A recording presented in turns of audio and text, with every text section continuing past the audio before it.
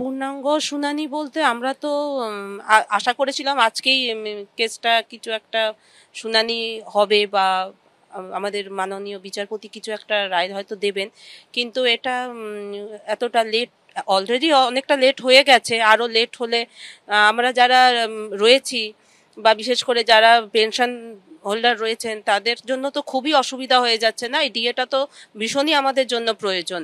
আমরা একটা জিনিস জানাতে চাই আমাদের এই বর্তমান রুলিং সরকারকে, যে আপনারা কেন সরকারি কর্মচারী তাদের যে পেনশনার রয়েছে তাদেরকে দুরানির সন্তানের মতো কেন ট্রিট করছেন।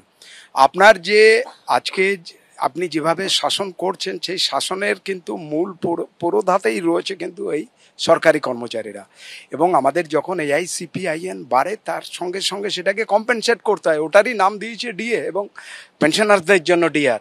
তো সেই জায়গাটাতে আপনার দেওয়ার এত আপত্তিটা কোথায় আছে? আপনি বলছেন টাকা নেই, 50% দিলে কোমর ভেঙে যাবে, আবার আপনি গিয়ে ডেটকে এক্সটেন্ড করতে চাইছেন। কি আশ্চর্য কাণ্ড! আপনি শুনে নিন। আমরা বলবো আমরা কোর্টের রায়কে স্বাগত জানাচ্ছি যে তারা বলেছে জোর করে যে আমরা পূর্ণাঙ্গ হিয়ারিং করতে চাইছি, তার মানে এর একটা এন্ড আমরা পাবোই।